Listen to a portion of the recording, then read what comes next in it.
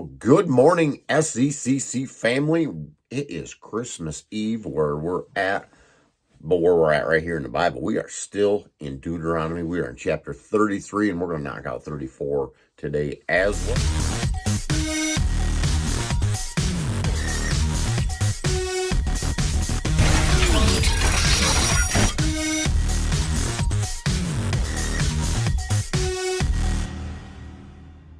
Deuteronomy 33.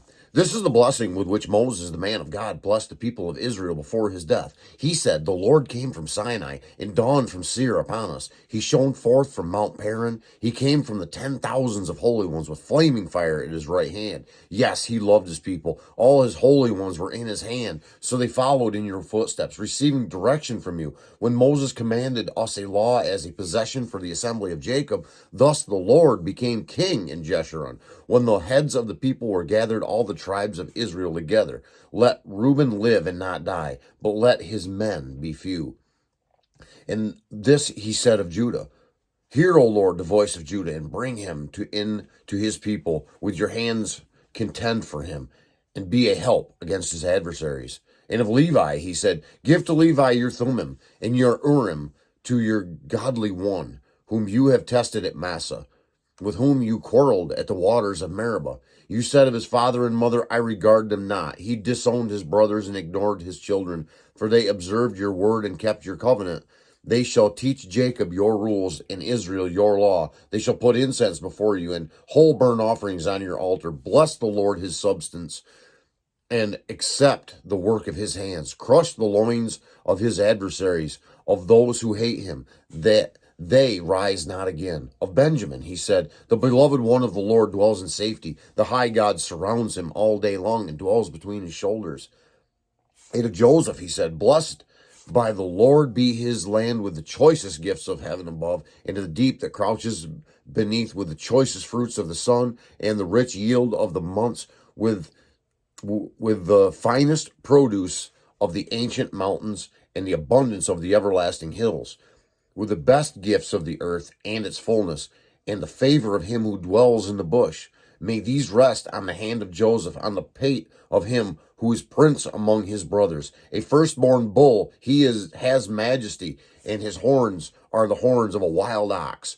With them he shall gore the peoples, all of them, to the ends of the earth. They are the 10,000s of Ephraim, and they are the thousands of Manasseh. And of Zebulun he said, "Rejoice, Zebulun, in your going out, and Issachar in your tents. They shall call peoples to their mountain. There they offer right sacrifices, for they draw from the abundance of the seas and the hidden treasures of the sand." And of Gad he said, "Blessed be he who enlarges Gad. Gad crouches like a lion. He tears off arm and scalp. He chose the best of the land for himself, for there a commander's portion was reserved. And he came with the heads of the people with Israel. He executed the justice of the Lord and his judgments for Israel." And of Dan he said, "Dan is a lion's cub that leaps from Bashan." And of Naphtali he said, "O Naphtali, sated with favor and full of blessing of the Lord, possess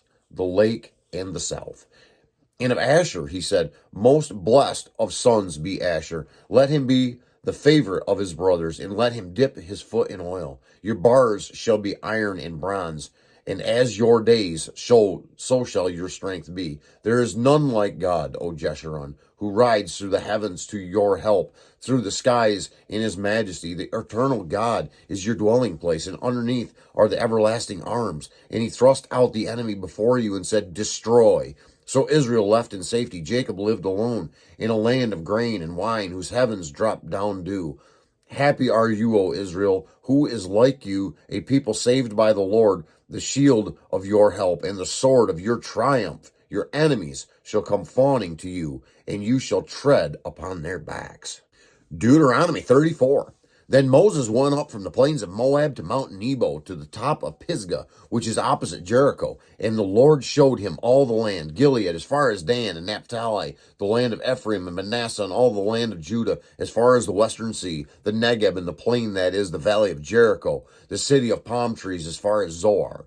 And the Lord said to him, this is the land in which I swore to Abraham, to Isaac, and to Jacob. I will give it to your offspring. I have let you see it with your eyes, but you shall not go over there. So Moses, the servant of the Lord, died there in the land of Moab, according to the word of the Lord, and he buried them in the valley in the land of Moab, opposite Beth Peor. But no one knows the place of his burial to this day. Moses was 120 years old when he died. His eye was undimmed and his vigor unabated.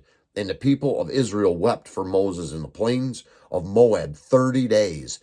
Then the days of weeping and mourning for Moses were ended, and Joshua the son of Nun was full of the spirit of wisdom, for Moses had laid his hands on him. So the people of Israel obeyed him and did as the Lord commanded Moses. And there was not arisen a prophet since in Israel like Moses, whom the Lord knew face to face, none like him, for all the signs and the wonders that the Lord sent him to do in the lands of Egypt, to Pharaoh and to all his servants and all his land, and for all the mighty power and all the great deeds of terror that Moses did in the sight of all Israel.